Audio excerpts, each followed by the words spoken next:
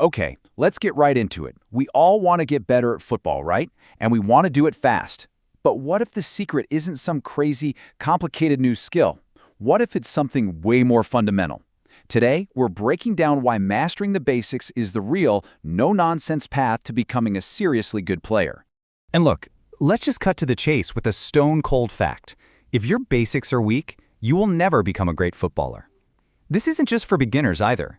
This is the law of the game at every single level, from Sunday League all the way up to the pros. So you're probably wondering, what's the pro's secret weapon? Well, it's not what you might think. We're about to explore why, in football, simplicity is what truly wins games. And this is where we have to flip our whole perspective on what basics even mean. See, for most of us, basics are just something you learn and then you kind of move on. But for the pros, no way. Basics are something you perfect every single day. They're not a stepping stone. They are the entire foundation of their game.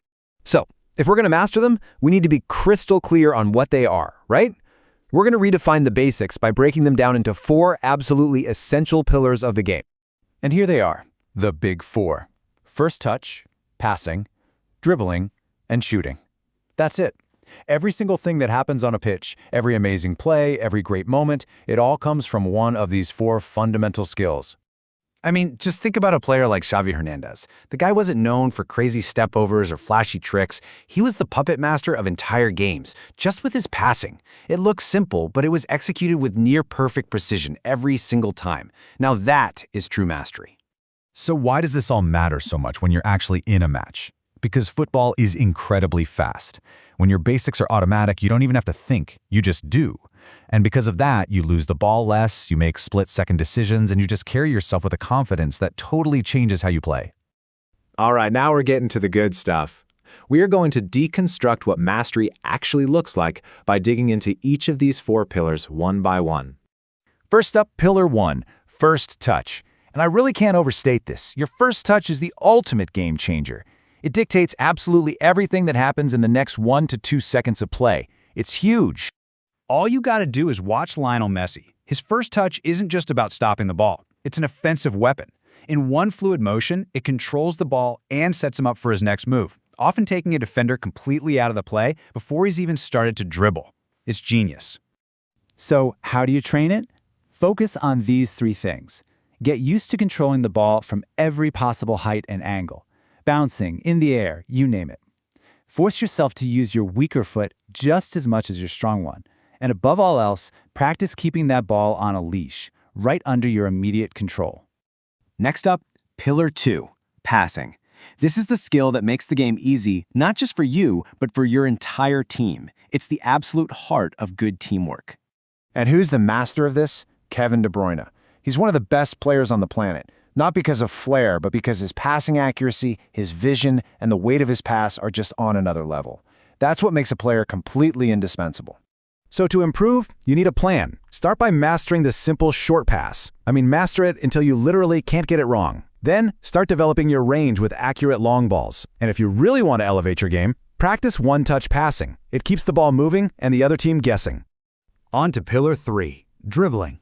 And let's be super clear here. This is all about control and confidence, not about how many flashy tricks you know. Now, you might think, well, what about Neymar Jr.? And yeah, of course, he's incredibly flashy. But the reason his skills actually work in a game is because of his phenomenal close control. The ball looks like it's glued to his feet. That control is the real weapon, not just the final step over.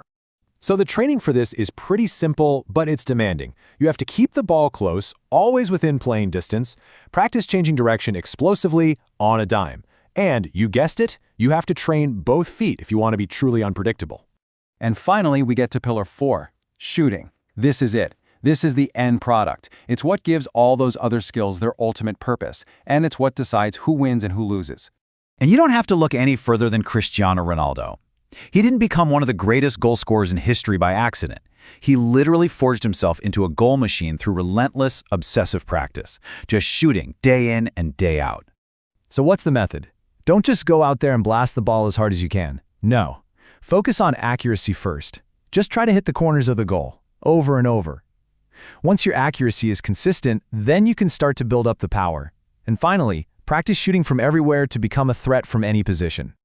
Okay, so we've broken down the pillars. Now let's connect all the dots and see how mastering them truly transforms you.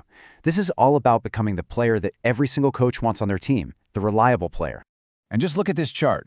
When it really comes down to it, who are coaches choosing? The flashy player who might pull off one piece of magic but loses the ball 10 times? Or the reliable player who executes the basics perfectly 90% of the time? Come on, it's not even a contest. Reliability wins every time.